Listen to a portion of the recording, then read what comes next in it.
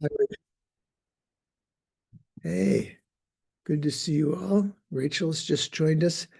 Um, this is the eighth of this series of talks. I think I missed one somewhere in the middle.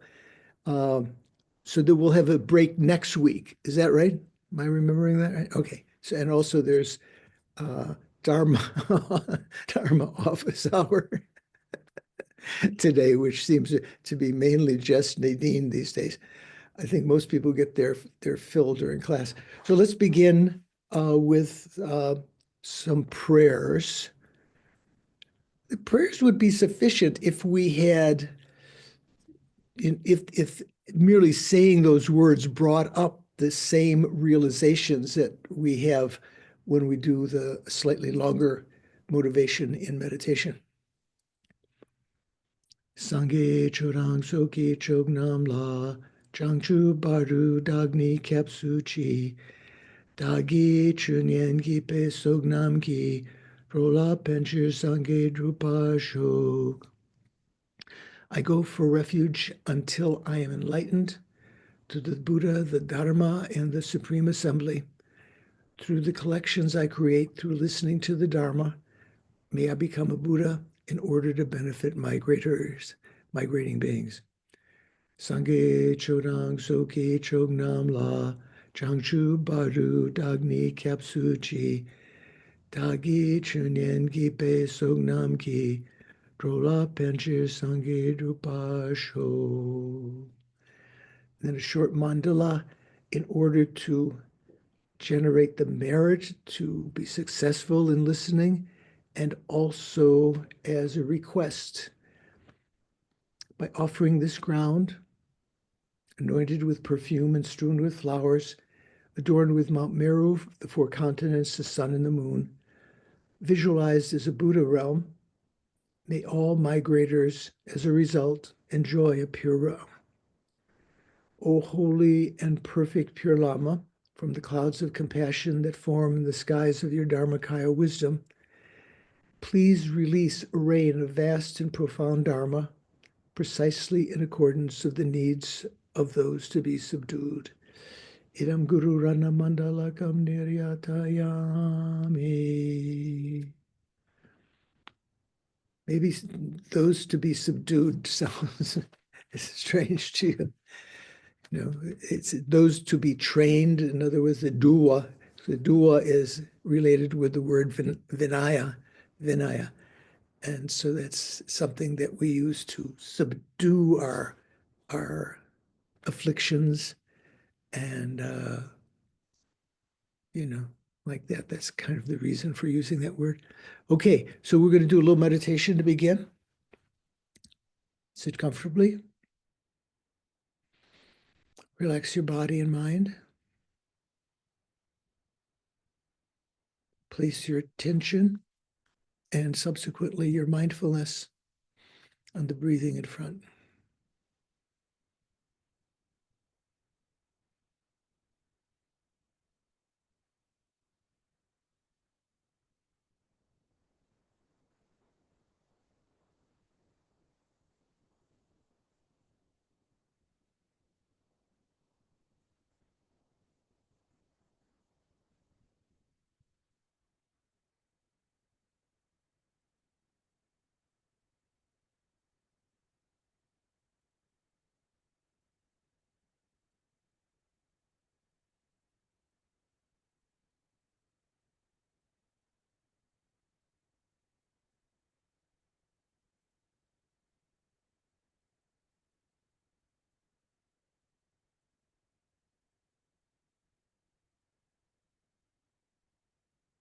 Check your mind with your mental spine.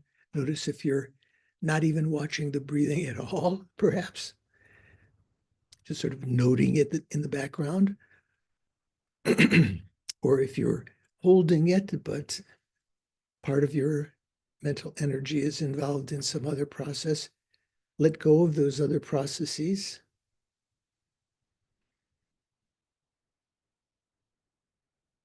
Keep the respiration with mindfulness. merely noting whether it's an inhalation or an exhalation, whether it is a long or short breath.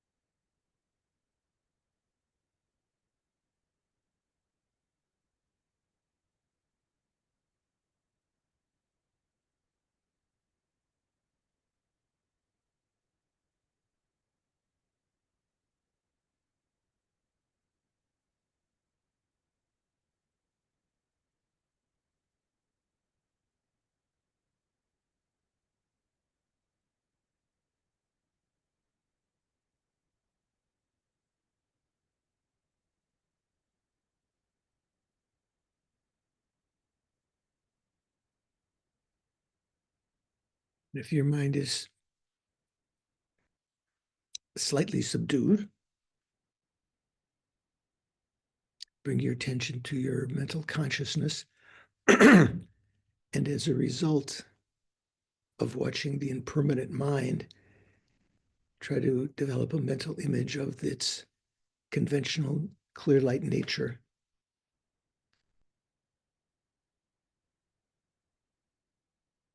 So you recognize the mind through its contents,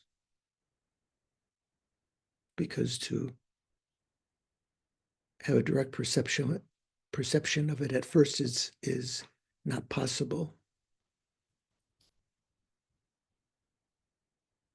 Direct perception of the mind.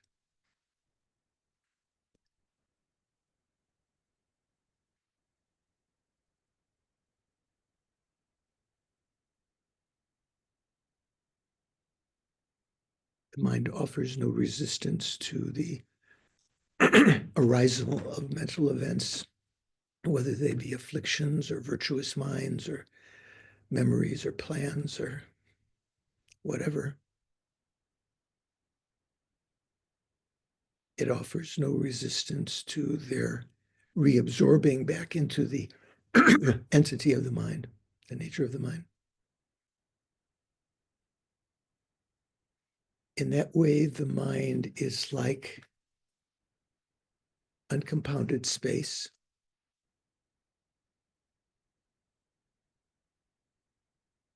Similarity, it's a mere negation. And in recognizing this in your experience, try to feel some joy. This means I can become better. I can become perfect. I can become a Buddha. I can get rid of my faults. I can be less irksome to others. I can overcome my miserliness of time and spend more time helping others.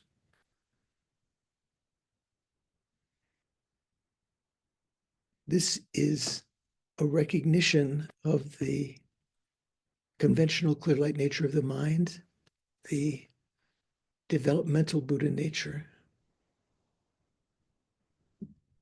Just to think, if you have that, to realize that, to have some experience of that, that the mind is not encumbered by the stains of these various events. They can come and go, and they can eventually be not only in a nascent state, not only can they be sort of invisible, but still have a seed there, even the seeds of them can be removed. This is, if properly understood, something that can bring great joy. And we can understand this because of the fact that right now we have this auspicious moment of being born as a human in the human realm. And the Buddhists taught, and the teachings have not degenerated. Their patrons and other practitioners were free of the unfree states. This comes so rarely, but gives us an opportunity to make use of this developmental Buddha nature to actually develop qualities that we've never developed before. Spontaneous renunciation, spontaneous bodhicitta, the right view of emptiness.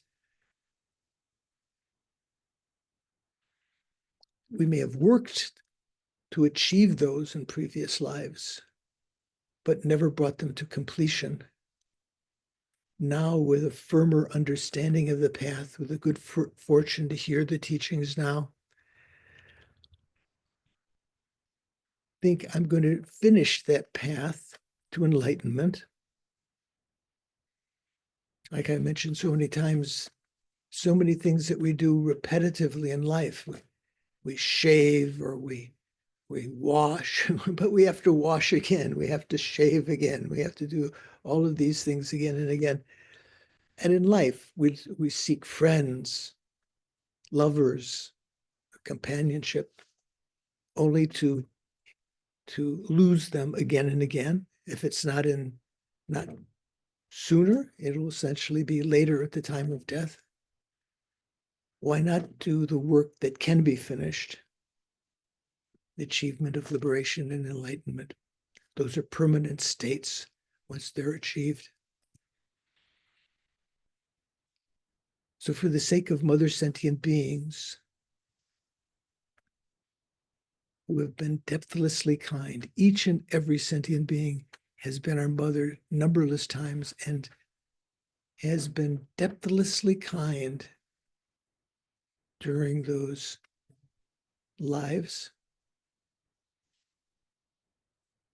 For the sake of those sentient beings who are without a refuge protector now, who are suffering, who are floundering in the ocean of cyclic existence, I must achieve enlightenment. To do so, I need to accumulate the two collections of merit and wisdom, which I know very little about, but the Buddha himself taught in the Prajnaparamita Sutras, both the collection of merit and the collection of wisdom. Nagarjuna expounded upon it. Chandrakirti explained it in more detail. Lama Khapa even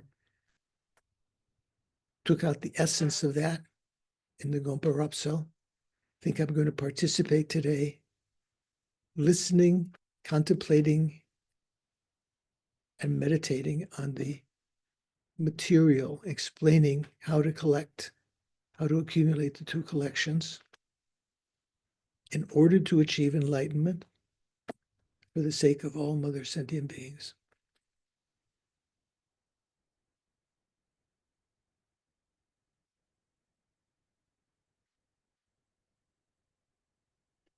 Okay, here we are. Good to see you. Hi, Anna. Yeah. So this is the last class of this unit. We'll have a break next week. So I'll remind you, hopefully remind you again at the end. So before we begin, does anyone have any leftover questions? Any Dharma itches that you've been attempting to resolve. Richard, you have some? No? Okay. Rachel, nothing is plaguing you? Okay. Okay. Oh, that's good. No problem. Okay. So we are just at the point of getting into verse 632. I think we actually mentioned that last time in some of the commentary afterwards, but I said I would go over that a little bit more clearly. So let's go back. So this section is in Thupten Jinpa's text.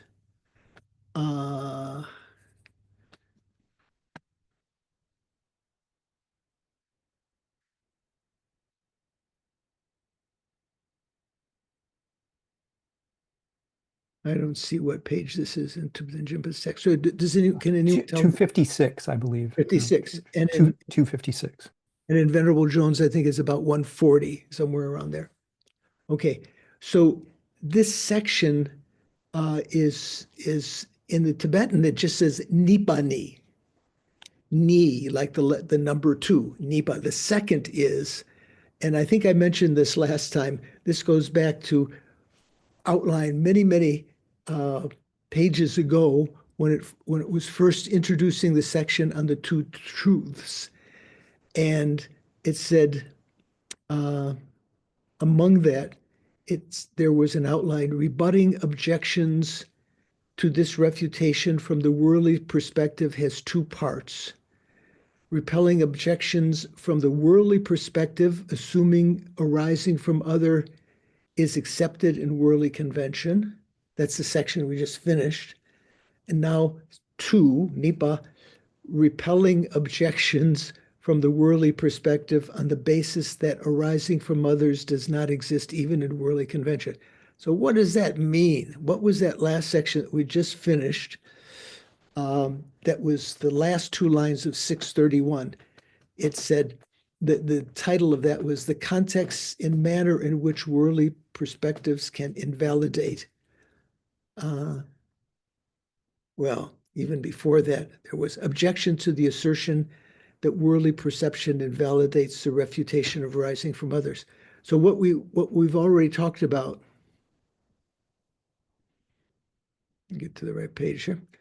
What we've already talked about is that the worldly perspective, worldly consensus, has no authority in the realm of understanding ultimate truth, explaining ultimate truth, establishing ultimate truth. Even though the world might think that things are ultimately existent, it's only the Aryas who have directly realized emptiness that have authority on that. So that was already explained in some detail. So the worldly perspective can't harm the refutation of generation from other, because that's talking about the ultimate. That's talking about things are not ultimately produced from others, right? They're not produced from an inherently existent other.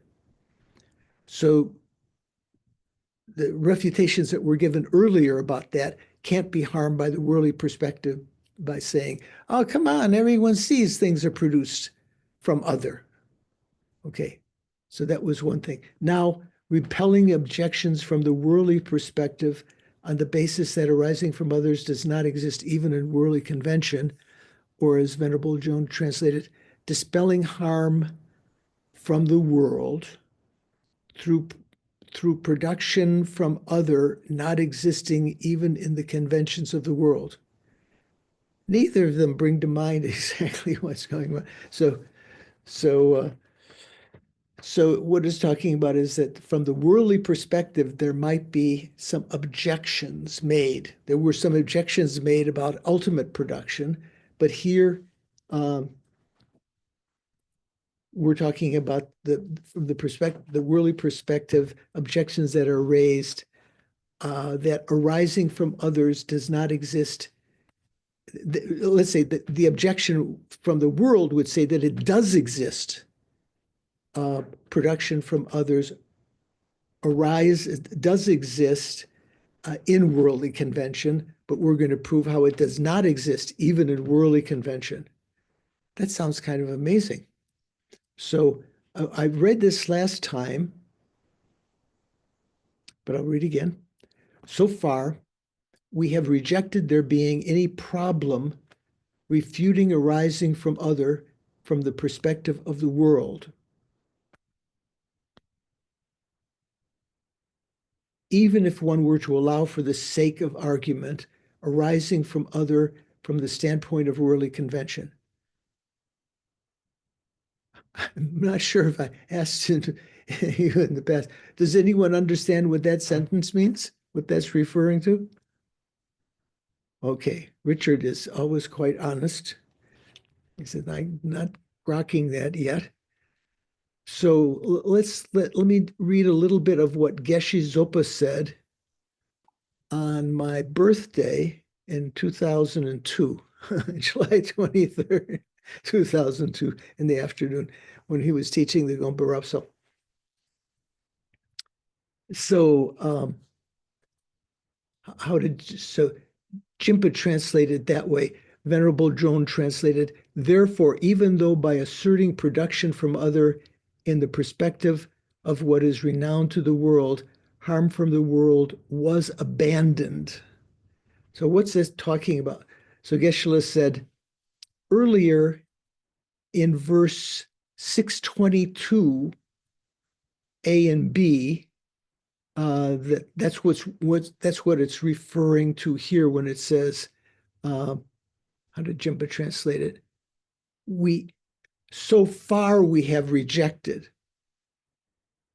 So in the Tibetan, it doesn't say that exactly. It says datar, means saying like that. So that refers to an earlier refutation in verse 622 A and B, which says, since it is asserted as valid by those worldly ones abiding in their own view, what can be done here through just mentioning reasoning?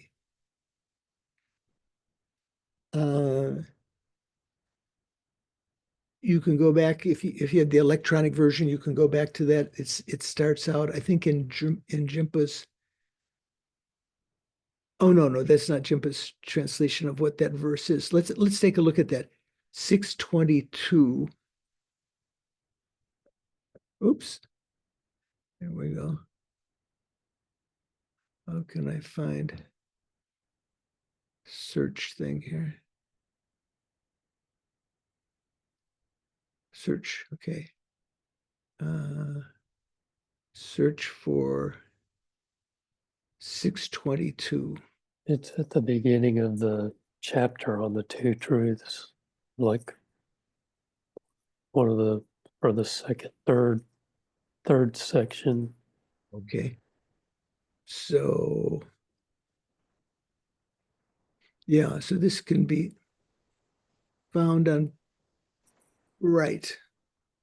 Okay, I'm not sure this Page 221 in Jimpa's book. 221, thank you. So that verse says, the opponent says, worldly perspective, grounded in its own views, is authoritative. Things that come from what is other than themselves, that things come from what is other than themselves, that things are produced from other, is perceived by ordinary people. So what use is reasoning here in this context? Thus, other arising is established. What need have we of reasoning? Does this sound familiar? Remember this? So, yeah, let's see. How do I get back to this? Oh, there we go. So in Jima's text, when he says so far, that means it's referring to that verse, 622. So far, we have rejected there being any problem refuting arising from others from the perspective of the world. That means so far we've shown that from the perspective of the world doesn't injure our refutation of arising from other. Does that make that sentence a little more clear? Um, even if one were to allow, for the sake of argument, arising from other from the standpoint of worldly convention. Okay. We will now explain. So we've talked about how worldly perspective doesn't have any authority in the ultimate realm. We will now explain how given that arising from others does not exist even within the perceptions of the world, we haven't proved that yet, we're going to prove that, there can be no invalidation, no harm coming from the world, even for someone who wishes to negate arising from other while remaining within the worldly view. Again, Venerable Jones says, let's see where to start in that.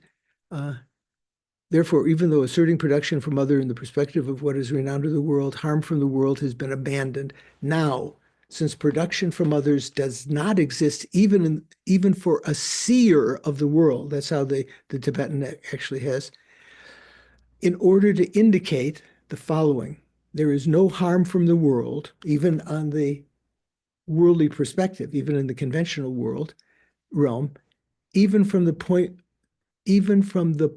of view of those abiding in the views of the world. To the assertion that production from other is refuted, there is the following explanation. Again, both a lot of words, but not resonating immediately in my own mind. Let me see here. Smart invert. There we go. Okay. So the verse in question, 632. In everyday experience, a man who simply left his seed claims, I fathered this son, or thinks, I planted this tree. So arising from others doesn't exist even from the perspective of the everyday world. And I think we talked about this a bit last time, and how people were a little bit skeptical, how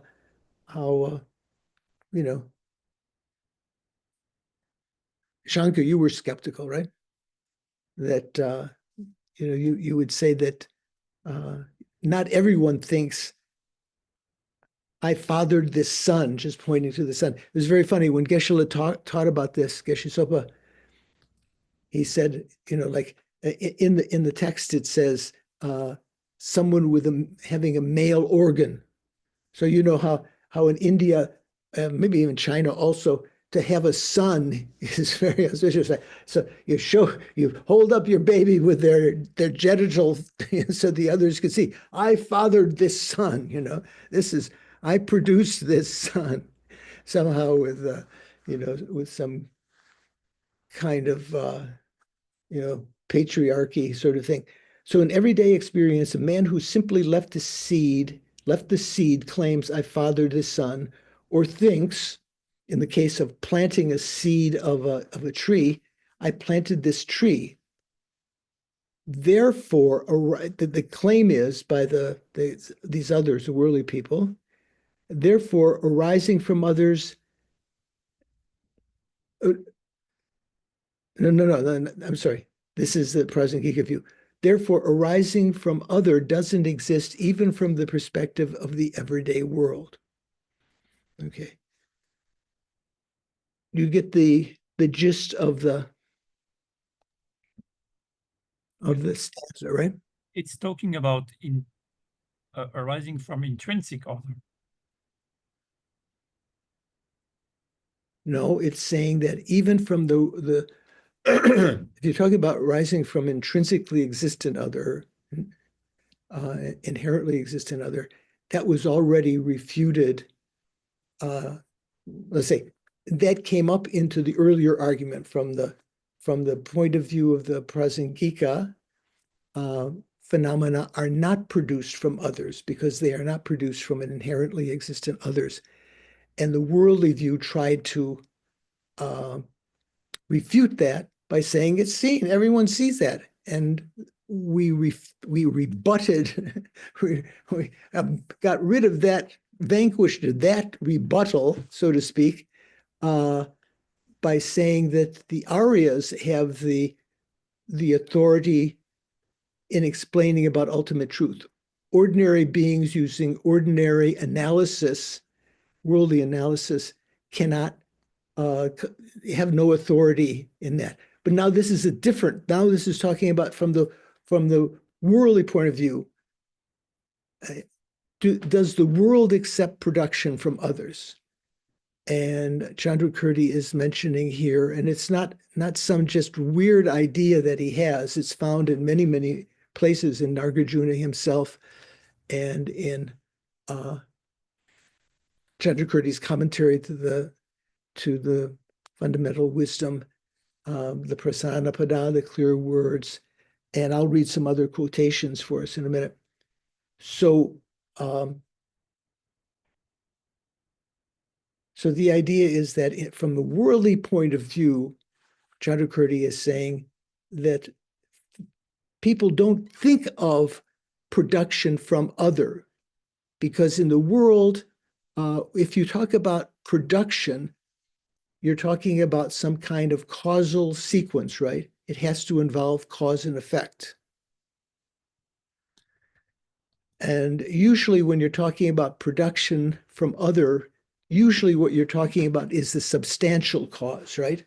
You're talking about the sprout having been produced from the seed, which is one of the substantial causes, the Nerlen Gigyu. Suvash or Mikhail, how else do you translate Nergen Gigyu, Nerlen Gigyu? Or Paul, anyone know? What is Nialen? No, I don't know. Yeah. Nerlen, closely taken, appropriated.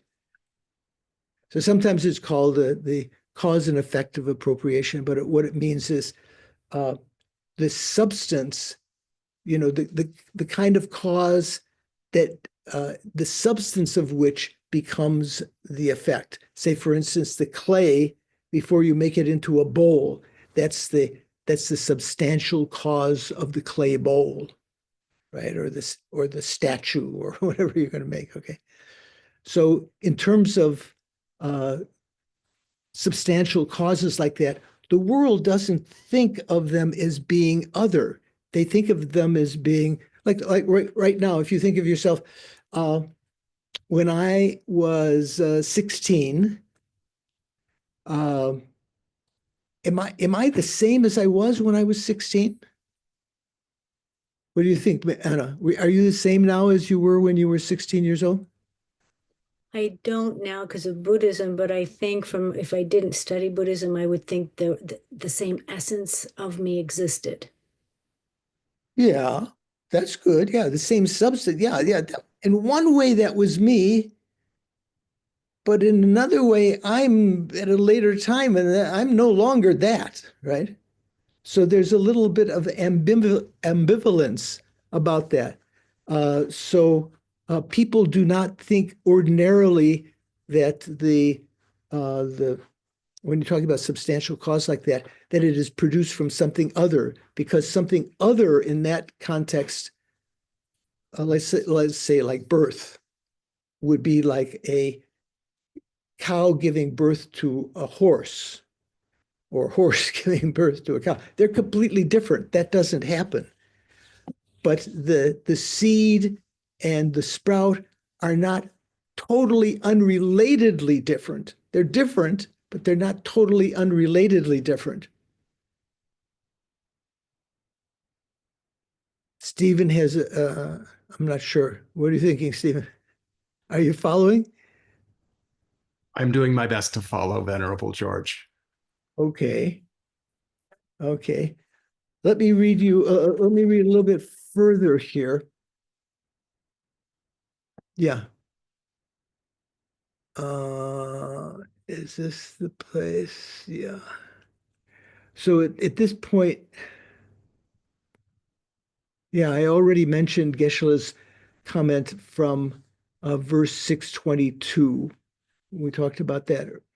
Earlier, it was said that when a Prasangika tries to refute other production, that refutation is, the worldly people say that's harmed by worldly common knowledge, abiding in the view of common worldly beings, the way that they see things. But so far we have rejected that assertion. So now here is exactly from that common knowledge. Based on that, there is also no production from others. Okay, that's what we're talking about. So that verse, and then the commentary comes. Why is it that in everyday experience, a man points to another person with male characteristics and claims, I fathered this son? So the Tibetan actually says a man points to or points out someone with the male organ, like I said before, holding up the baby.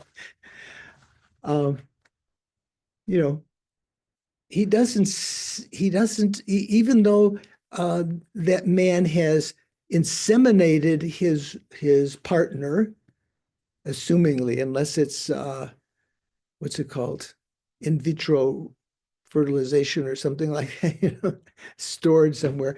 Generally, planted the seed, which is as explained in the text, dirty. It's not like a pure substance. And then that seed, in joining with the ovum, eventually becomes the child, which comes out of the mother's womb. So there's a long sequence of, different kinds of different kinds of appearances. There is from the semen to the fertilized egg to the embryo growing to the child coming out. They all have much different appearances. So it says here, why is it that in everyday appearance, a man points to another person with male characteristics and claims, I fathered this son? Though he may claim this, almost sounds like a paternity suit the way this starts out. Though he may claim this, the father has not extracted from his body a person with full male features and somehow implanted him into the womb of the mother. So what the father implanted in the womb of the mother is the seed, the semen. Is that the right term? Semen, sperm, mean the same thing? Doris says no. What's the difference? No. Sperm are the individual cells and semen is the fluid that they're suspended in. Oh, okay. Okay, thank you for that. So he's implanted the sperm in the mother's womb. Though he may claim this, that I fathered this child, the father has not extracted from his body a person with full features and somehow implanted him in the womb of the mother. What is it then? What's the case? If that's not the case, he has simply left or placed the mere seed of the son, the sperm, which is an impure substance, inside the mother's womb. So therefore, the father, having placed the cause of the son, points to someone as someone to be his son. This clearly proves that within the everyday experience of the world, people do not conceive the seed and the son to be intrinsically different. So this is not talking about so much the father, this is talking about the sperm. This clearly proves that within the everyday experience of the world, people do not conceive the seed, the sperm, and the son to be intrinsically different, because they're in a substantial, a causal relationship a causal relationship of substance. The sperm's substance eventually becomes the embryo, which becomes the son in this case. And people don't conceive of them to be intrinsically or inherently different. When there's a kind of substantial, continuity like that, we don't think of them as being intrinsically different, inherently different. Mikhail, what do you think? Yeah, it's exactly due to this sentence that I was adding intrinsic in the root text, because it is saying that from the mundane perspective, there is no intrinsic other production. It is saying that they are not intrinsically different. Right. So the root verse CD, the two last lines. Right. So arising from other doesn't exist even from the perspective of the everyday world. And Right. I would bracket intrinsic production. Well, it's that the fact that there's inherent existence of something or not is coming part of the different part of the argument. So the Father, having placed the cause of the Son, points to someone to be his son. This clearly proves that within the everyday experience of the world, people do not conceive the seed and the son to be intrinsically different. So this is just talking about, remember we mentioned this before. We're going to be talking about the word conceived, that we would say there's no inborn. What's the other word we're saying? Lenke. Substantial? Was that? No, innate. Innate. Yeah, there's no innate conception that these two things are different substances. Because of that, Mikhail, then that means that there is the perspective of the world is not going to try to refute the prasangika refutation of production from others. Prasangika refutes production from others, right? Even in the worldly parlance, we don't talk about production from other. We don't think of even though we know that the son has come from the sperm, that the tree has come from the seed, we don't think of them, the seed and the tree or the sperm and the son, as being inherently different. So that's a reason to prove this other thing. Does that make sense, John? Yeah, for sure. But as we discussed on Monday, Yeah, we did. there are people who have qualms about that statement, correct? Yeah, Like Jeffrey Hopkins. yeah. Like his He said he was kind of curious what he was saying, but in Jeffrey's other writings and so forth, this point comes up in many different places, not just here. It's not just some idea that Chandrakirti is throwing in and say, oh, from my point of view, even the world doesn't accept production from others. He has some reason, because when you talk about production, whether it be from one or other or whatever, production is a causal sequence, and it is generally is involving some substance. You can have production of the mind, like mind generation, right? That's not there's no physical substance that's being produced, but there is a continuity of mind there that's changing.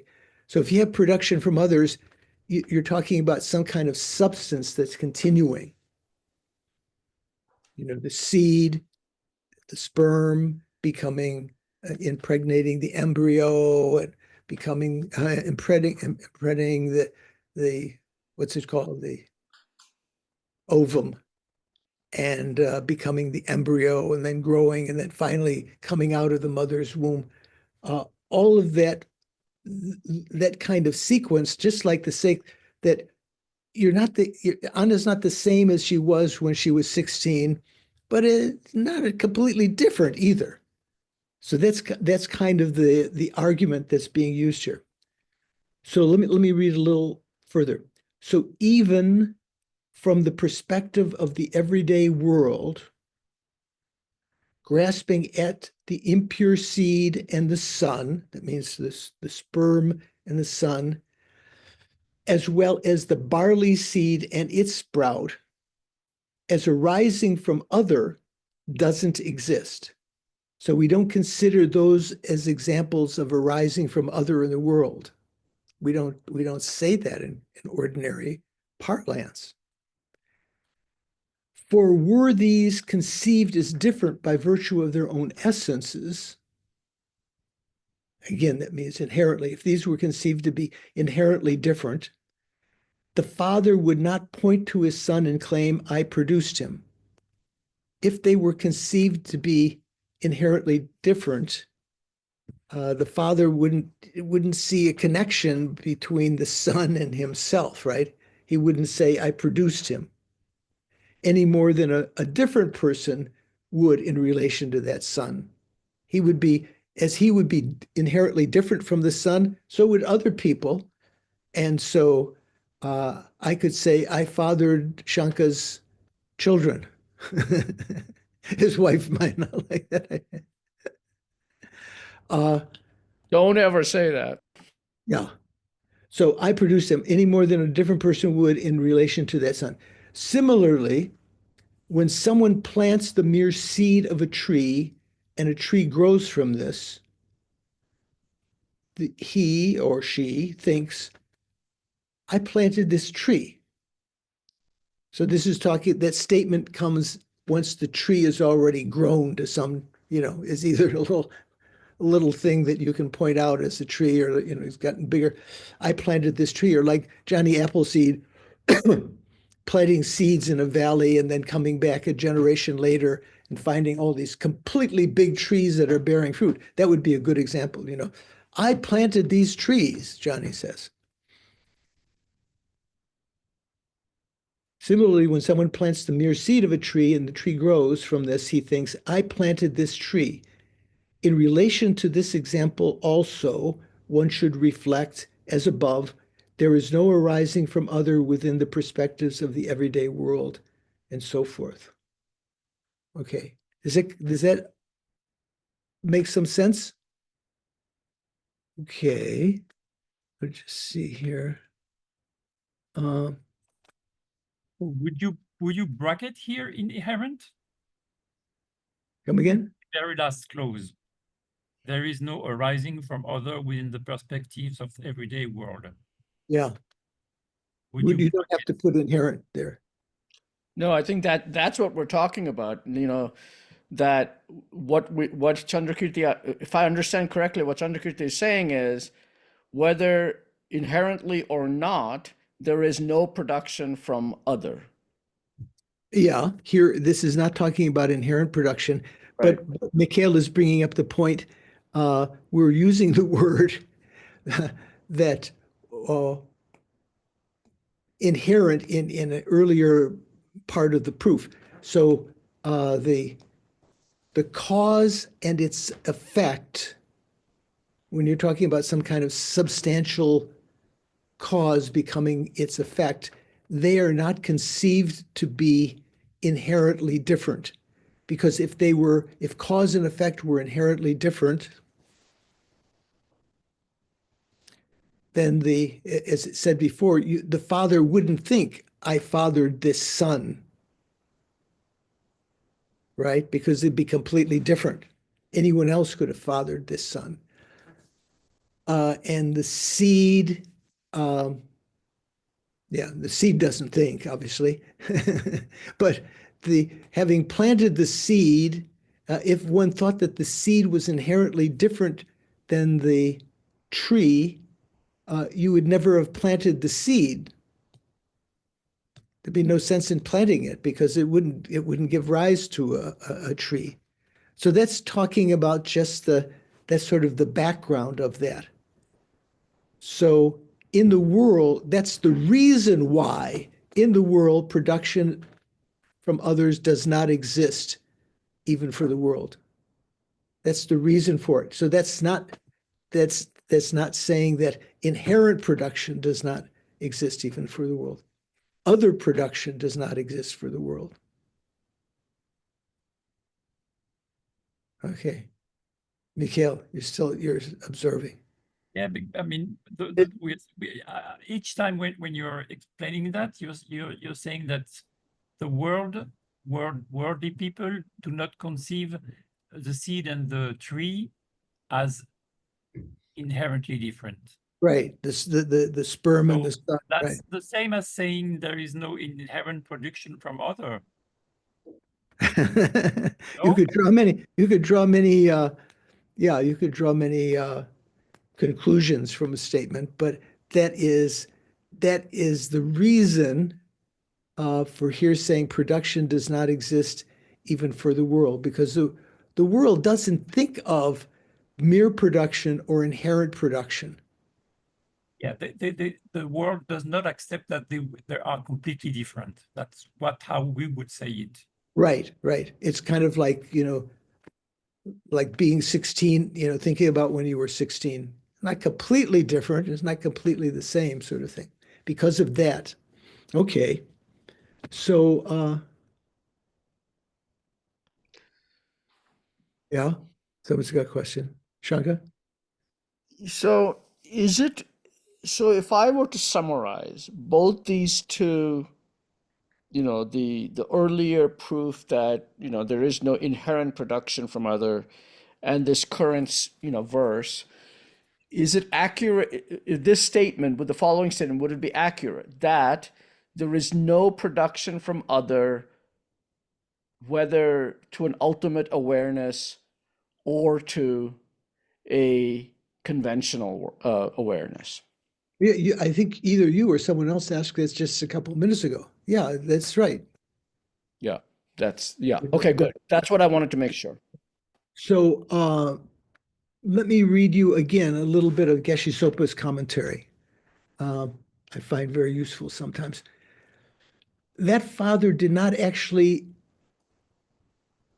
I'll read you a little bit of Tibetan of what he said and then explain it. That father did not actually son from his organ take out. He didn't take out the son from his organ and put it in mother's womb, and then that eventually came out.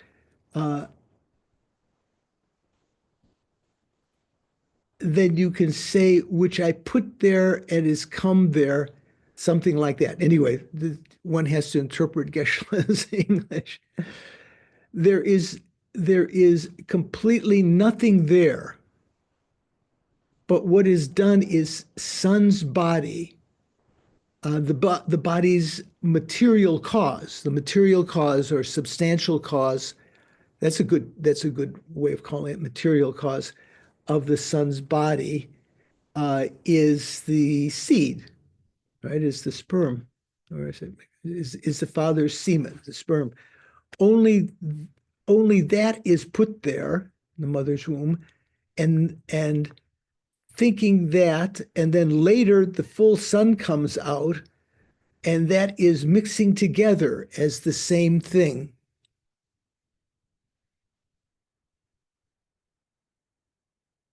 Because even though it's changed, like the clay is changed, it still has the same nature as that clay that you remember from before, the cause, the substantial cause of the vase. So there is even conventionally no thinking of other. And so in investigating this in the text, when the monks debate, this one comes to the understanding that the by worldly consensus, what Shen or other means is not just mere other, it's something which is totally unrelatedly other. That's what's meant by in the world by other. So if you think about the semen, the sperm eventually becoming the boy, the world doesn't see them as totally unrelatedly different because they're one substantial continuum. Or the seed that gives rise to the tree and the seed are not seen as totally other in this special way, unrelatedly other. They are other in some way, right? Just like the example of your age when you were 16. You're other in some way, but not completely other, totally other, so that there's no relation. So totally unrelatedly other. So there is, even conventionally not thinking other, the sameness, the nirlengigu, the material cause, means the material cause and the result, one is feeling them almost as the same thing. The material cause and the material effect, the seed and the tree, the sperm and the baby. The mind is sort of thinking they're almost the same. They don't feel different in this special way of different being, totally unrelatedly different. The other in the word shen means other, right? So shen has production, means completely different than the horse born from the cow, or something like the way that the worldly beings are saying. Okay, I'm not going to read. There's a lot more. I'm not going to read that right now. Let's see if we can get this. Does this seem more or less clear now? This section, Paul, what do you think? Yeah, it's just trying to keep all the terms and the examples, in context, Right. in your head. Okay. Yeah, put them in my head. Don't put them in your head. I wouldn't. Okay, so let's go on. So the next paragraph says, although the two seeds planted, that means the sperm and the apple seed, let's say, or the barley seed, although the two seeds that are planted are not the tree and the sun, when a tree or sun is created, is born, as a result of having planted either of these two seeds, one can point to one or the other and claim legitimately. Why is bringing it makes it more complicated to say one or the other. This is the wording in Chandrakirti, giving one example in the human continuum and one example in the material continuum that's not sentient. One can legitimately claim, I planted this. Analogously, although a hand that is injured and healed is not actually the person, one can legitimately say that the person has been injured and healed when his hand was injured and healed. Does that make sense? A little bit long-winded there. I think Venerable Joel, where I give my own.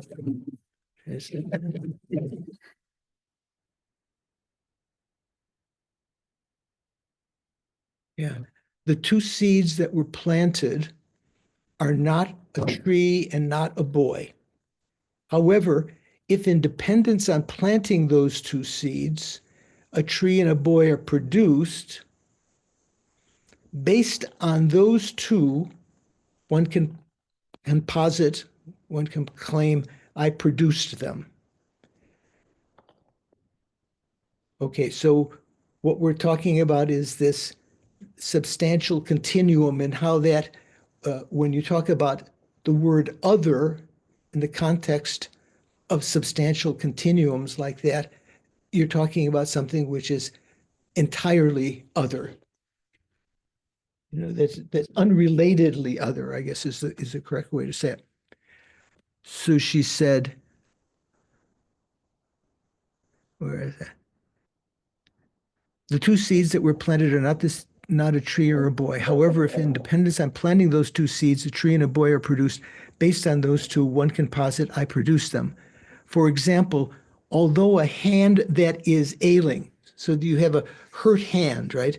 You got stuck by the wasp in my house, or you which has happened too many times, or you hurt your hand somehow. When you had that, for example, although a hand that is ailing, hurting, and a hand that is healed, you took out the thorn, or you took an aspirin, or you just waited a day and the swelling went down.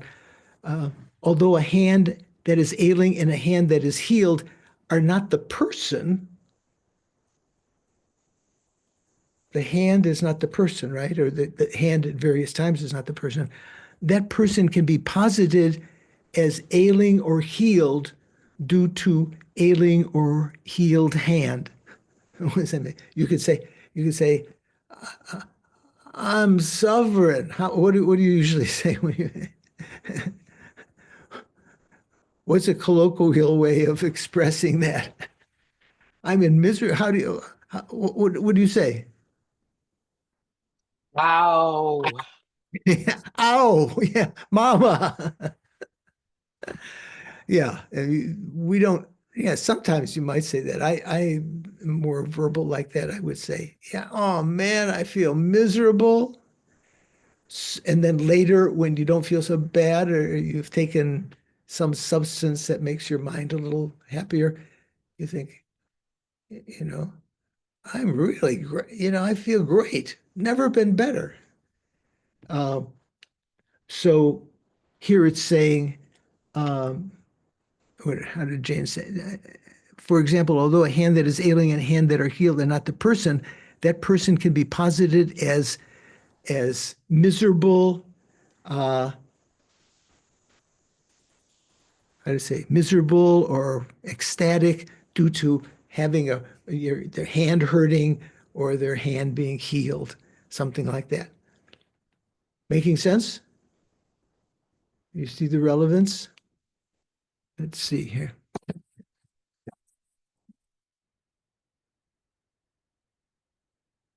So this topic of that we're talking about here, these statements can be found in a lot of different sources if you want to investigate. If you look in the commentary by Lama Tsong Khapa, the word commentary to the fundamental wisdom. Remember, the word commentary, the one that's Indian, was produced by Chandrakirti. That's the Prasanapada. The Rikpe Gyatso, or Ocean of Reasoning, is Lama Tsong Khapa's sort of commentary on that, the same way that Gompa Rabsel is his commentary on the Madhyamaka Bhasham. So here, on page, if you have this book, you can check on page 308, I think. 308, about a quarter of the way down the page, it says, or just a little way down the page, it says, suppose someone says, if you do not posit any different thing, how could a different thing depend on another for its difference? How could that make sense? So if you want to investigate, we'll go over a little bit of this on Monday. So this is referring to in the section on causality in fundamental wisdom, it's talking about, what do we say here?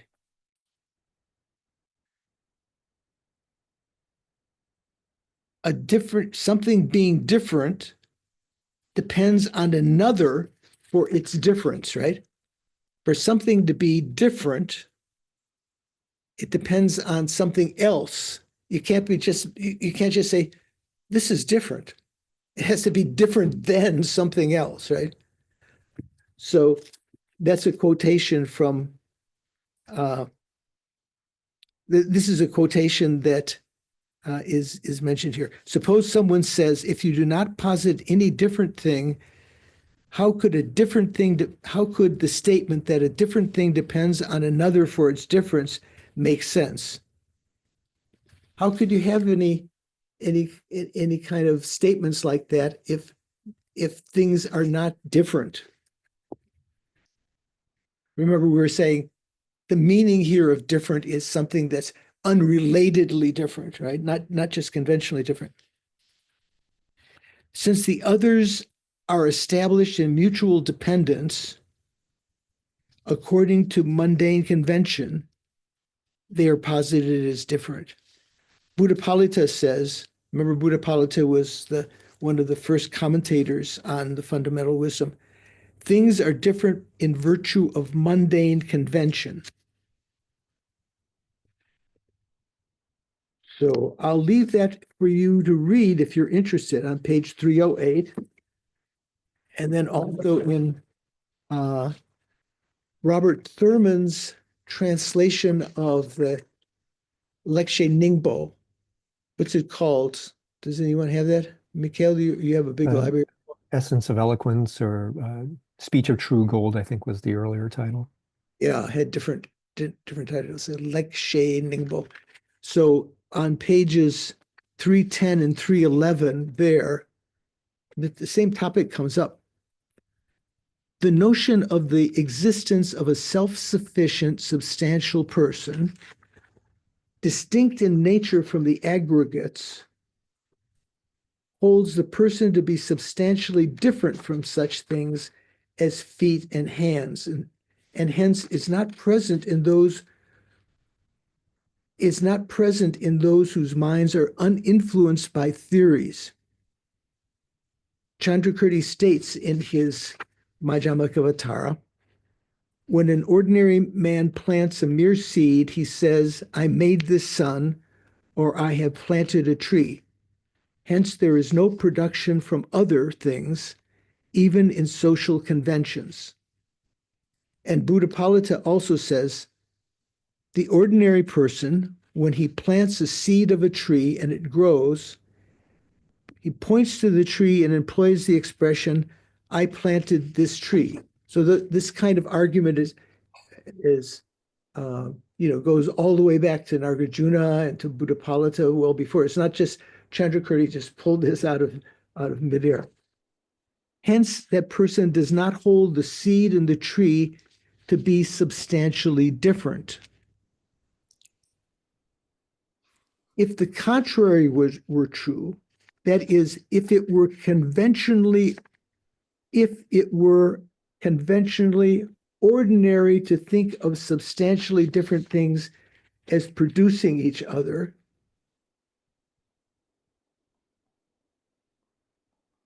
the absurd consequence would be that when a juniper tree grows, one could employ the expression, I planted that myrobalan tree.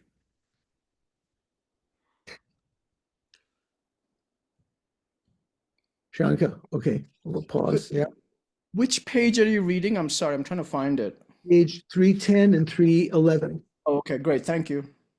So the place I've started says the notion of the existence of a self-sufficient, supporting, substantially existent person holds the person to be substantially different from such things as feet and hands.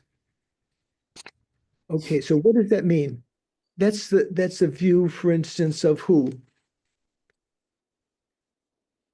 Some of the Samkhya schools, right, hold that there's a substantially existent person different substance than the, let's say, holds the person to be substantially different for such things as the feet and the hands. So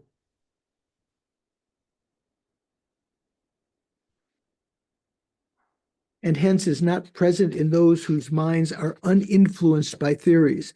So that means that there is no innate view that the person and its parts are different. The notion of the existence of a self-supporting, substantially existent person, distinct in nature from the aggregates, holds the person to be substantially different from such things as feet and hands, its parts, and hence is not present in those whose minds are uninfluenced by theories, and hence is not present in minds, in innate minds, in other words. We don't have that kind of innate mind. So you can read that in Thurman's text. I just wanted to mention those because you might think, this is, I don't know if I believe this. I think I told you several times when I was teaching Lama Osel, I would teach him something before we got the book, before we got the math book or whatever, the history book. Maybe I'd teach him something about the Incas or the Mayans, and then he would look at me kind of, maybe people sacrificing other humans. He didn't, you say this, George, but I'm not sure. And then when we got the books, which Peter Kedge kindly supplied, he'd read this and he'd look, you were, what you said is true. I'm not sure why I explained that. What was I talking about? But in a worldly perspective, would a person that had their finger severed still think that the finger was the person? Well, that wouldn't be part of the same substantial continuum, but I think it would depend. But then you could reattach the finger potentially, and yeah, that's what I say. That is the person who thinks that can be attached would say, "Oh, that's my finger." A person who doesn't think it can be attached is just gone now. May not even pay attention to it. Okay, I had some train of thought before, but I forgot what it was. So you have to excuse my slow onset of dementia. It's one of the sufferings of cyclic existence, the suffering of aging, right? Okay, so analogously, although a hand that is injured and healed is not actually the person, one can legitimately say that the person has been injured and healed. Well, it is only the fact that his hand was injured and healed. Okay. Thus, yes. Yeah, just the parallel here is between cause and effect on one side, and the hand and the person on the other side, right? They're worldly people think they are neither completely different nor completely same. Right. And when you say worldly people, you. Yeah, sure. Yeah. So we childish beings sort of perceive it that way. So let me just try to see here. So by analogy, so one can say that I planted this tree. That's what the world says. The Prasangika could, you could debate about that because you didn't plant the tree. It didn't come from your body. You planted the seed, and that gave rise to the tree. But our minds don't innately conceive of something of a continuum like that to be different. So you could say, I planted this tree legitimately that's what we say in the world. I fathered this son and so forth.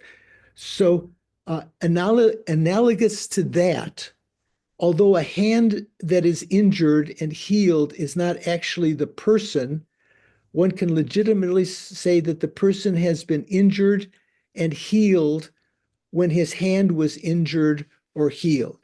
So what does that mean? That means that the continuum of the person at one point was miserable, pounded his thumb with a hammer or something like that. And then later, having been given in the emergency room morphine, and they say, "Oh, I've never felt this good in my life," or fentanyl or something like that. One can still legitimately say that the person has been injured and the person has been healed, because they're part of the same continuum. Yeah. Oh, I just wanted to ask you if you'd like to take a break, Venerable George. Okay, yeah. Let's just read this next paragraph. Then we'll take a break. Thus, arising from other does not exist within the conventions of the everyday world. We don't use that kind of expression. We say, I fathered this son, I made this son, or I planted this tree, as though your own sperm or the seed that you planted was not substantially different than your son and the tree. Thus, arising from others does not exist within the conventions of the everyday world. But that does not mean that the existence of arising from other can be negated through everyday world perceptions. Oh, why is that? This is because one must probe the nature of suchness, of emptiness, to negate cause and effect being different entities by virtue of their intrinsic natures. So worldly consensus, this is more or less rephrasing what was said before.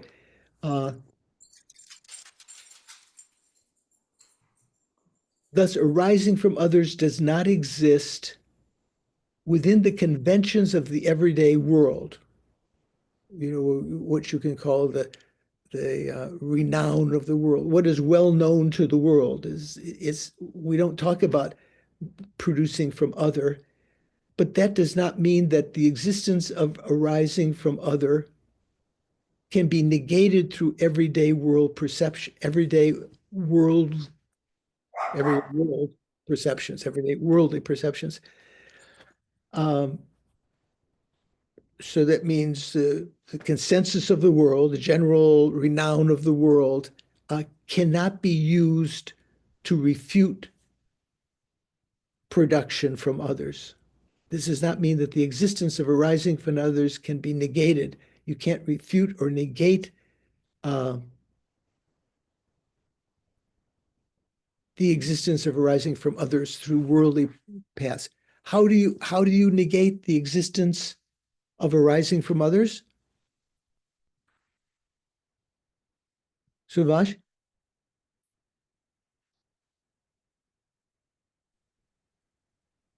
You there? Yeah. How do you negate it? Yeah, how do you negate that?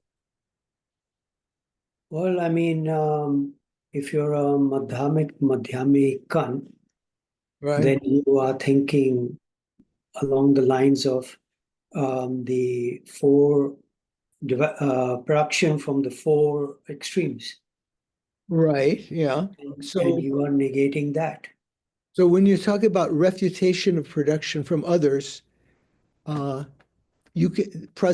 refutes it in terms of inherently existent phenomena, right? It's talking about the realm of emptiness.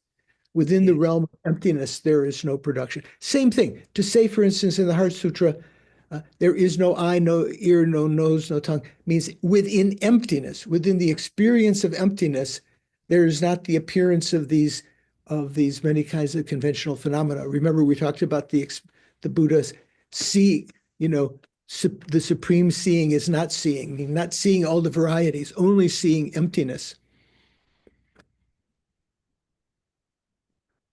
So, yeah, again, I lost my train of thought. What was I? We'll have to measure how much time there is when I have to start taking my brain medicine again. What was I just talking about? You were talking about arising from other. Right. How to refute it. Right. So we can refute arisal from others, other production, with the Prasangika logic. That's talking about the ultimate realm. But this does not mean that the existence of arising from other can be negated through everyday worldly perceptions. it can be negated. Other production can be negated through the consciousness that has realized the logic that things cannot arise, that an inherently existent seed cannot give rise to an inherently existent sprout and so forth. But that does not mean that the same kind of refutation of other production can be made from the worldly perception, because the worldly perception doesn't have the ability to analyze that ultimate thing. This is because one must probe the nature of suchness in order to negate cause and effect being different entities by virtue of their intrinsic natures. More or less the same than what we said before. What do you think? Does that resonate with everyone? A little bit difficult. Sean's not sure. Rachel, how's it going? Making sense? I think so. It's if we're not investigating it with the worldly perspective, we're not investigating or perception, we're not seeing intrinsic nature of things. We're only seeing the conventional nature of things. I'm sorry, say again.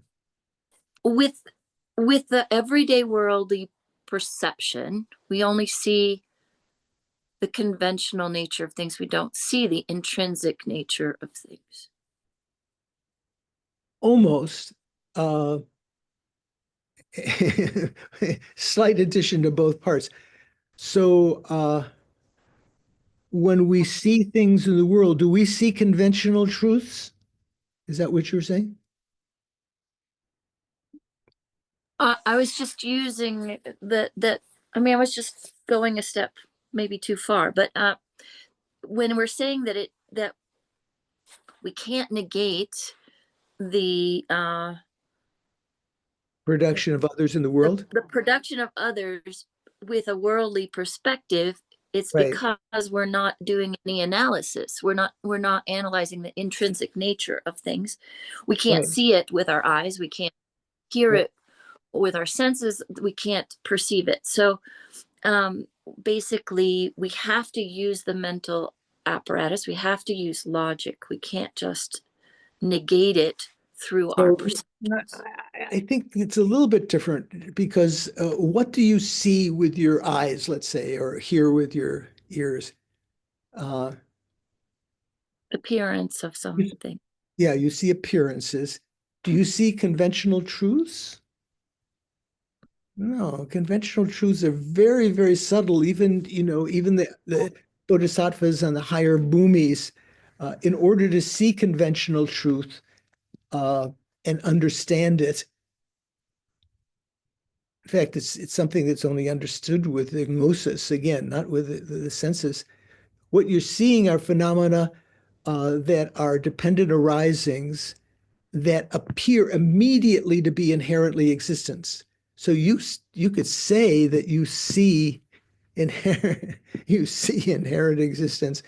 It looks like inherent existence. That's how it appears outside, and how your mental consciousness works with that. So when you talk about the realm of refuting production from others, it means refuting. What it means is refuting an inherently existent production, right? That's something that the cause and the effect are inherently different, inherently other. Okay, let's take a break.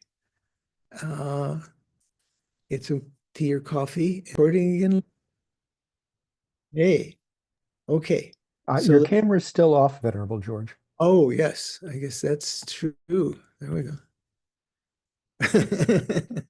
Boy, I'm getting absent-minded here. Okay. So, thus, arising from others does not exist within the conventions of the everyday world. But that does not mean that the existence of arising from others can be negated through everyday perceptions. That's only done with Prasangika logic, which is ultimate analysis. And so that's not using everyday perceptions, everyday consensus. This is because one must probe the nature of suchness in order to negate cause and effect as being different entities by virtue of their intrinsic natures. Okay, that's what we just finished. So then continuing, therefore the sense of arising from other, therefore let's say that sense of arising from other asserted by proponents of other philosophical schools is this: arising from something that is other by virtue of its intrinsic characteristic. That is, arising from something that is inherently other. When you say by virtue of intrinsic characteristic, you say inherently. So other philosophical schools of production from others amount to this: the production from something that is inherently other. It is not something established simply as other,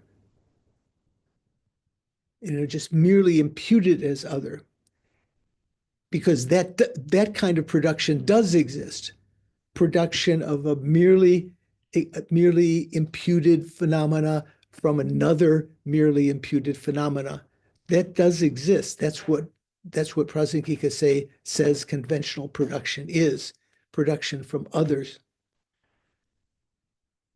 Therefore, the sense of arising from others asserted by proponents of other philosophical schools is this: arising from something that is other by virtue of its intrinsic characteristic.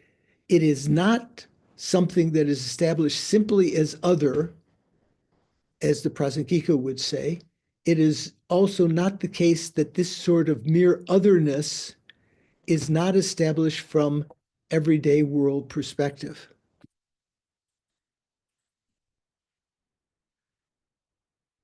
Yeah, again, getting a little bit complicated. So what is that? That's Yes. a double negative again. Yeah, that's exactly a double negative. So it is saying that mere difference, mere otherness is established from the everyday world perspective. Yeah, let's see what Venerable Joan put here on page 141, where it says, therefore the meaning of production.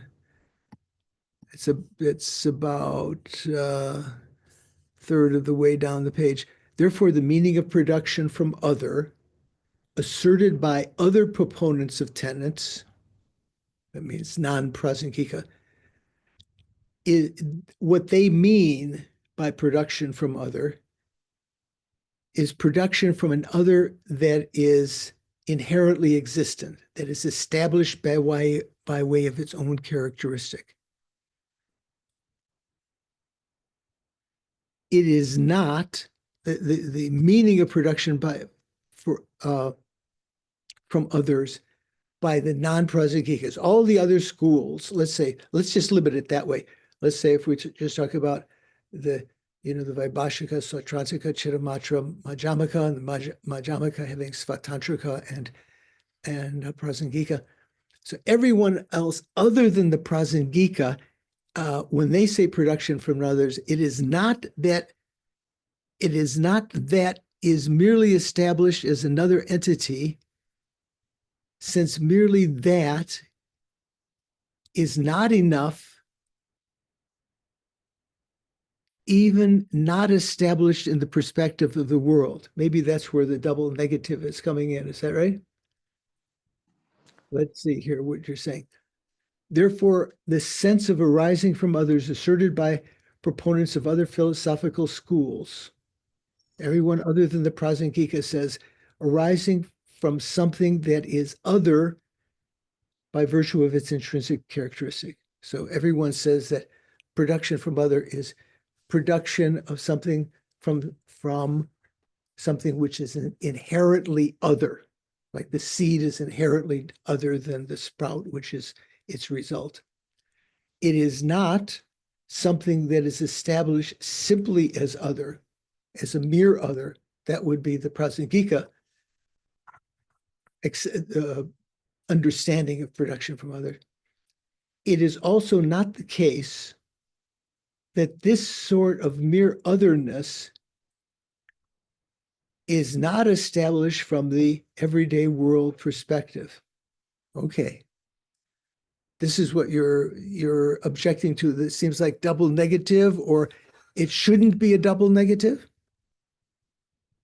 No, I wasn't objecting. I was just trying to To phrase think it about what the sentence meant. in the positive way.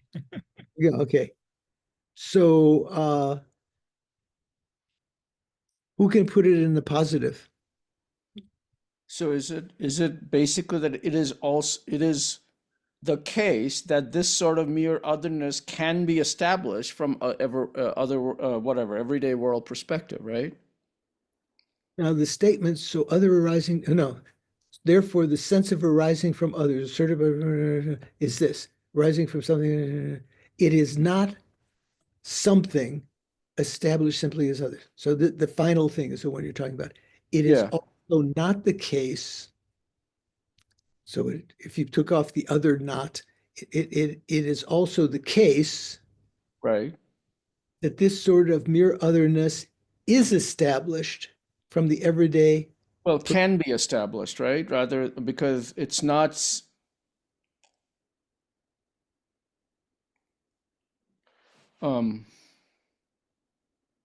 It is also not the. It is, let's say, if we take off the both nots, it is also the case that this sort of mere otherness is established from the everyday world perspective.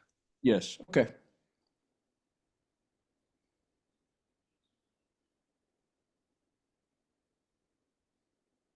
It is the case that this sort of mere otherness is established from the everyday world perspective. Let's see. Okay. Let's leave that. Subhash. So, Venerable George, this last sentence confuses me.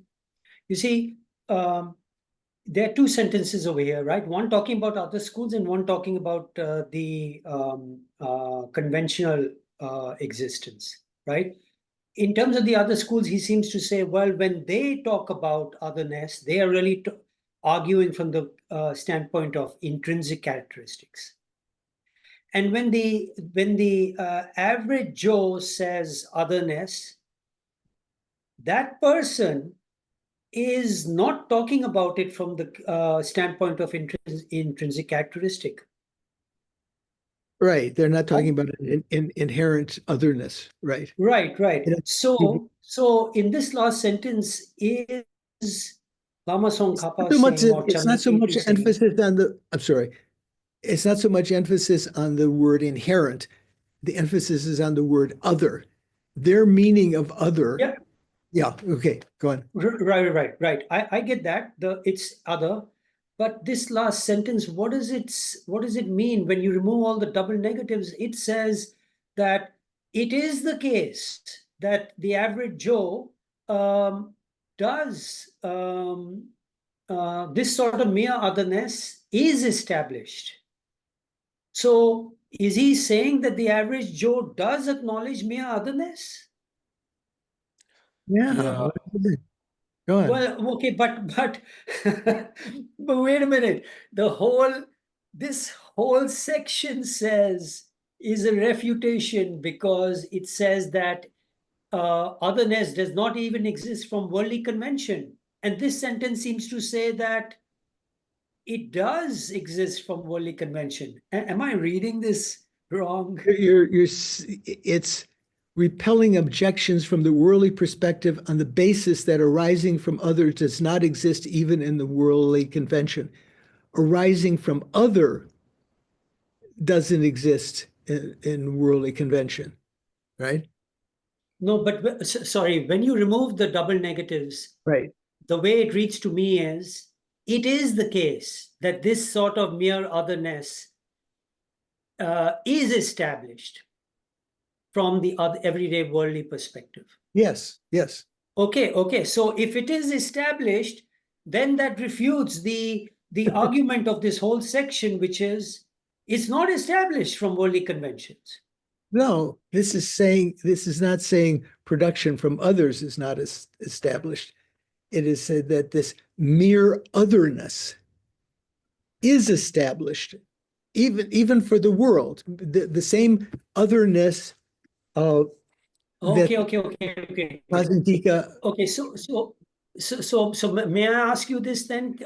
Can you sort of distinguish between mere otherness and arising from other? Well, Is- the topics it say the other of arising from other, and the and mere other. If you want to compare those two words, other, you want to compare. So mere other Yeah. means, let's say, Yeah, seed and sprout merely other. so my two pairs of glasses are other. They're not Yes. inherently other, because if they were inherently other, first of all, I could have them forever. They'd never scratch. They would be permanent and so forth. They are merely Yeah, got it. merely imputed as being other in relation to one another. In terms of something of a causal continuum, these two glasses are different continua. So if you talk about the seed and the sprout, they are merely different from the Prajnatika. So I mean, in this section, that's fair. I get what you're saying now. I understand. And thank you for pointing out the difference. But would you say that in this section, whenever the worldly convention is being talked about, or maybe I shouldn't go that far. I get it. I think you answered my question. Thank you. Okay. But I think it was a good question. So from the worldly perspective, one can establish this. Let's see, how did Venerable Joan? The FPMTs is worse. Is it? Oh, yeah, that's right. They need to correct it. Right. Yeah, I'm sure she has. That's been some time ago. To go over and correct the text, unless you're sent the errors by someone else and you can check, is very laborious. You want to read your whole text again and see if there's any errors. It's very difficult for yourself to do that, as you probably know. Okay, let's leave that. Continue now. So then Jippa's translation reads, now the statement, so other arising doesn't exist / even from the perspective of the everyday world. So where is that? From the root text. Yeah, which text is that? Point The 32, 632.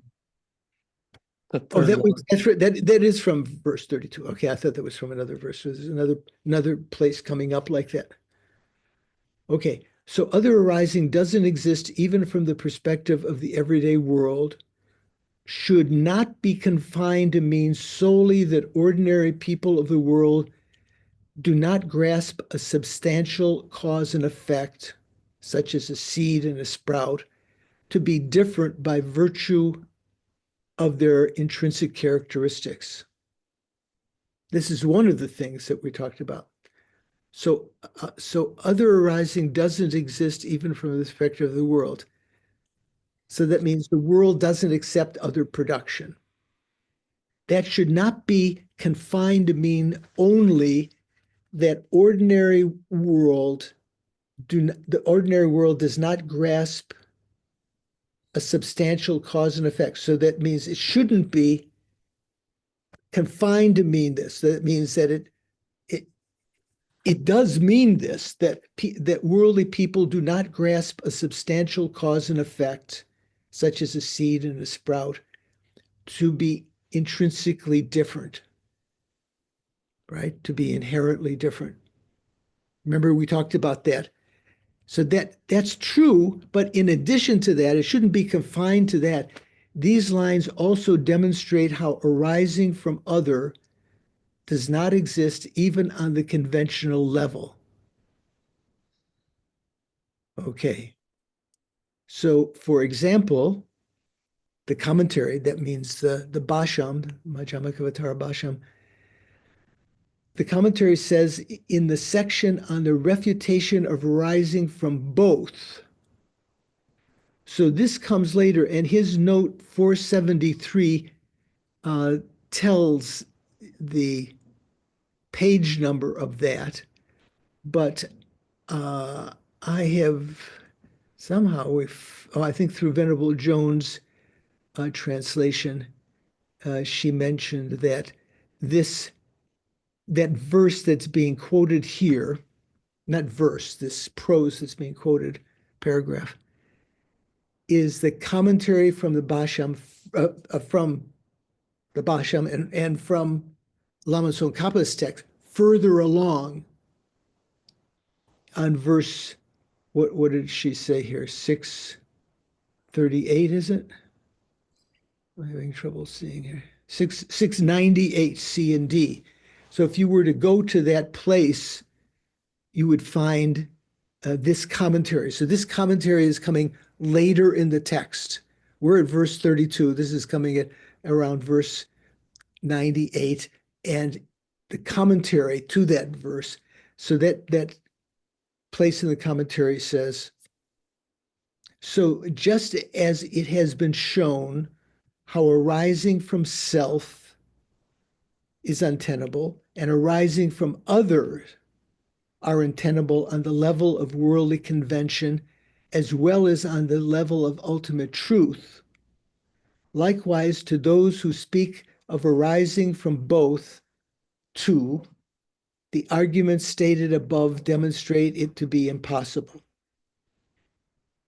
Okay, so you have to, we'll be reading that again later when we get to that verse, right? So what's that talking about? That's in the context of having already refuted production from self and production from other, using the Prasangika logic, then analyzing whether there can be production from both. So at that point, it says, just as it has been shown how arising from self, we've refuted that, and arising from other, we've refuted that. Both of those are untenable on the level of worldly convention, as well as on the level of ultimate truth. Maybe we put it the other way. Both of them, production from self and from production from other, both are impossible or untenable, not only in ultimate truth, on the ultimate level, but also on the conventional level in relative, parlance, as well on the level of worldly convention. Likewise, to those who speak of arising from both, the argument stated above demonstrates it to be impossible, I think. Is there an S missing? The arguments stated above demonstrate it to be impossible. Okay, that's pretty simple, pretty easy to understand. The reason that it's being mentioned here is that this reaffirms, this will be explained again later, that even in the world, from the worldly convention, there's no production from others. So generally, there's no production from other, except if you go and you say from the Prasangika point of view, you're talking about mere others. Because when you talk about production from, when we talk about production in general, you always have to assume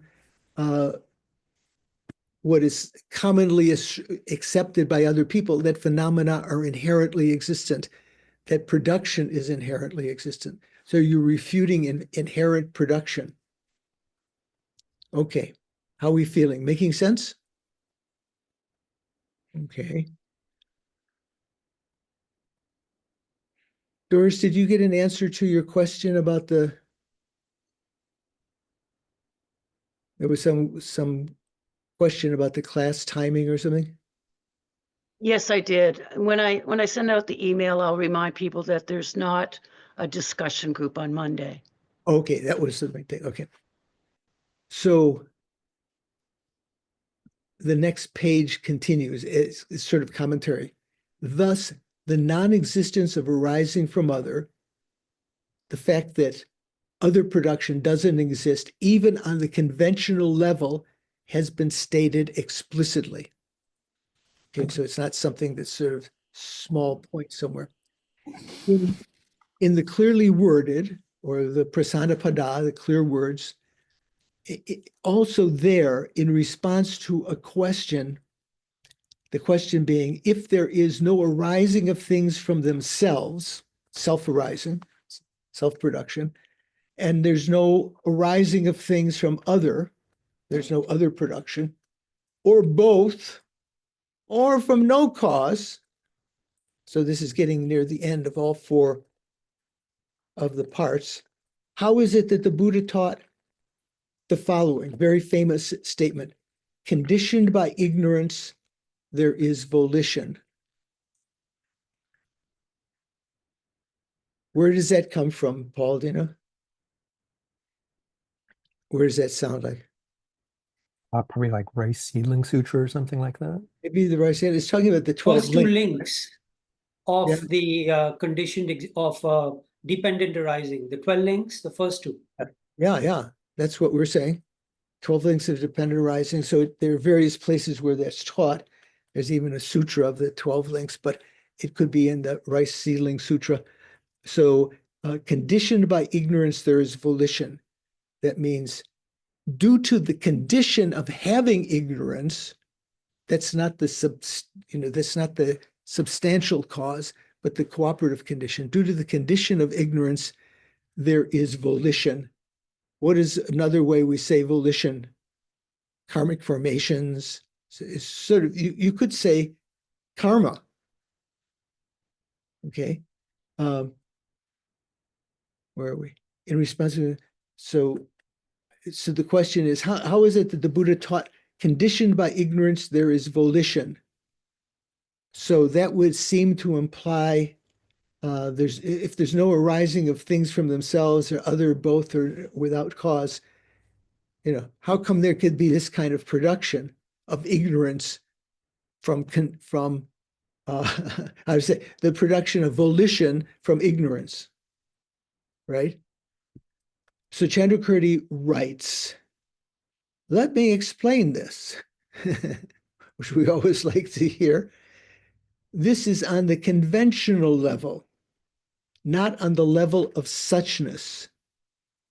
So when he said that Chandrakirti writes, this is from Chandrakirti's commentary to fundamental wisdom, the prasanapada, the clear words.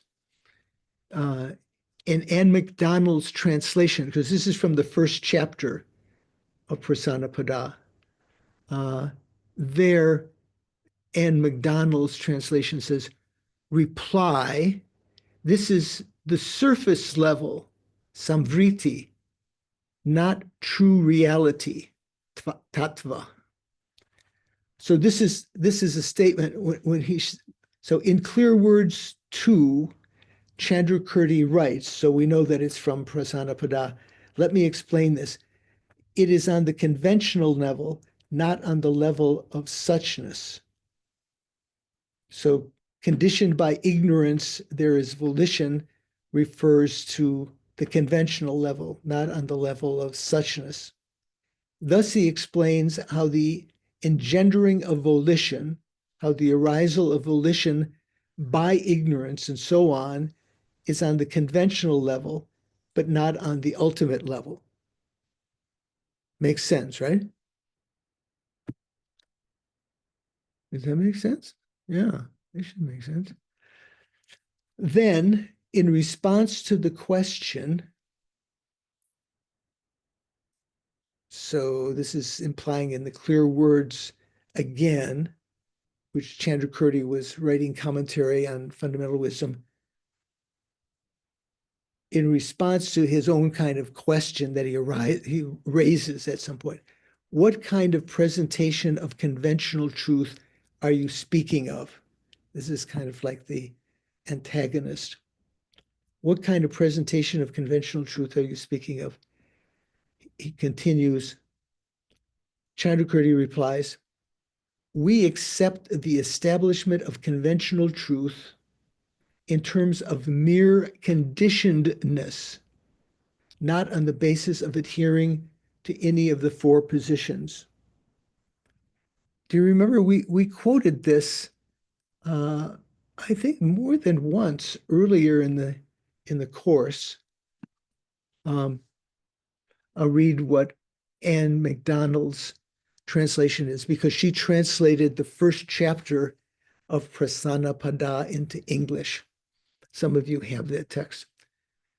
The surface level's establishment through mere conditionality is accepted by us. Not, however, an establishment through acceptance of the fourfold position.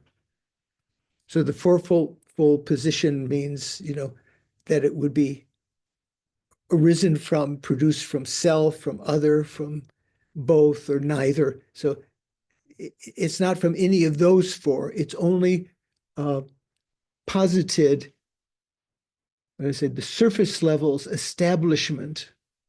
That means relative in relative worldly convention, phenomena are established through mere conditionality. And this is the famous, I can't make it bigger to read it more easily. It's one word that, what did Venerable Joan translate here?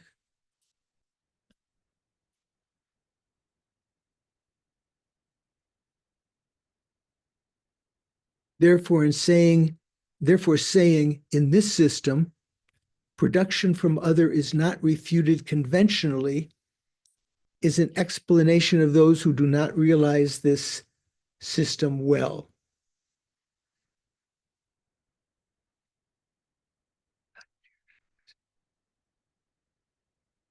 You jumped ahead, I think. Oh, yeah, I see. This clearly says that production from the four positions, what is it? Response, conventionalities are asserted to be established merely by this conditionality. They are not established by means of asserting the four positions. It makes sense, right? We don't say conventionalities are not established.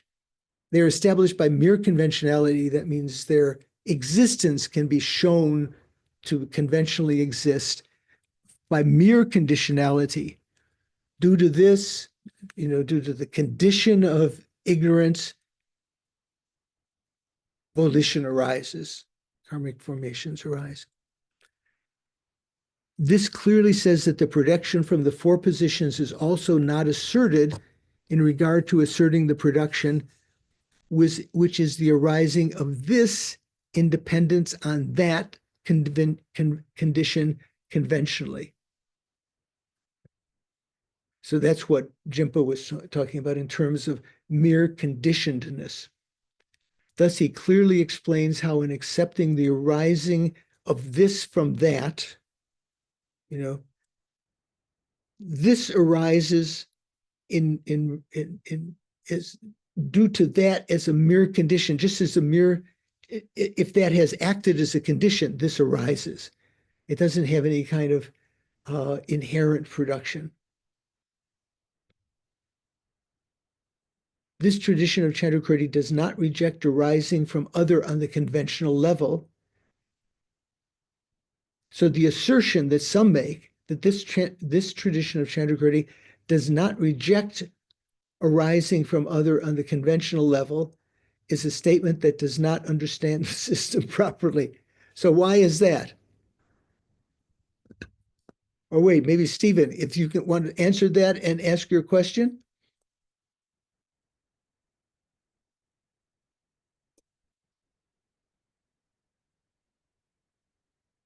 So that last statement says, so the assertion that some make, obviously not good people, that this tradition of Chandrakirti does not reject arising from other on the conventional level.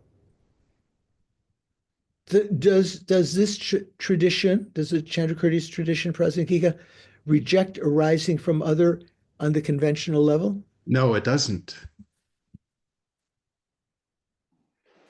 So to say that is misunderstanding the system. It does say. Yeah, it does say it. So the assertion that some people like Stephen, that the Prasangika does not reject arising from other on the conventional level. So the opposite of that is that they do reject arising from other on the conventional level, right? Are you just not being sort of like They don't reject mere after your otherness. hand and slapped or something? Yeah. Does it make sense? They do reject that, but then they don't reject mere otherness. Right. Okay. So the assertion that some people make, so some non-Buddhists or some non-Prasangika, that your Prasangika tradition doesn't reject arising from other on the conventional level. So that would mean they accept arising from other on the conventional level. But that's not the case. Prasangika does not accept production from other on the conventional level, either ultimately or conventionally. Okay, what do you think? Let's just see. So when we start again after week break, we'll be starting now on the next section. So we've finished all of that section. Now the next section is called the merits of negation. So the good qualities of negation. So how does Venerable Joan translate that? Is that there? Okay, I can't find it. The merits of negation. So the merits that this has outlined, the merits of refuting arising from other. What are why should we even worry about that? Is that just something for scholars? It says a system that, as explained above, propounds the absence of real entity in the form of intrinsic existence, has the merit of not falling into the extremes of eternalism nor nihilism, because it affirms dependent origination that is free from eternalism and annihilationism. Okay, so that's where we're going to be starting next time. See if you can, we'll do a review also of all of this, which is just previously when we were talking about rejecting production from other, even on the conventional level and everything. Try to review that. Before we end, are there any questions? Oh, Suvash. Yes, sorry. Venerable George, you cited Anne MacDonald's text, right? Yes. Oh, I see. It's Anne MacDonald. Okay. I was thinking about another text by I thought you Karen. said I thought you said Anne Klein. No, I did not say Anne Klein. Oh, sorry. I said Anne M-A-C Donald, not M-C. M-A-C Got it. Donald. Anne with two N's and an E. Anne MacDonald. Okay. Stephen. Yeah, Venerable George, I just wanted to ask how you got from footnote 474, which lists folio 18B1, to Anne MacDonald's section 81. Okay. So this is a quotation from Prasanapada, and I have the Tibetan is there. Let me explain this. This is on the conventional level, not on the level of suchness. That's how Jimpa translated the Tibetan. So I searched within the Tibetan of the Prasanapada and found that that was in the first chapter at, kind of halfway through or something. And then I went through Anne McDonald's PDF and found that section. So that section, is it stated here? If you go to Anne McDonald's book, it will tell you what stanza that is in the Prasanapada, commentary to what stanza. So in the Tibetan, it has different versions of the Tibetan, and they point to different verses. So in the Tibetan critical edition. So what I did is I just searched for 18b. So why don't you search for the Tibetan of that? That's what you would do. Ah, okay. So Sheparjate, Dini Kunsob Yingi, Dekonani ni Mayino. So that's a quotation from the Prasanapada. So if you had the Tibetan of the Prasanapada in Wiley, you could go to the finds function and type in part of that, like say Kunsop Yingi, and that would find the place in the text in the Prasanapada where that was in the Tibetan. Then you could find it in the Sanskrit also. Okay. I'm not sure. It sounds like you're doing some good, deep research there. Yeah, I didn't succeed there. So does anyone else have a question before we end? Okay.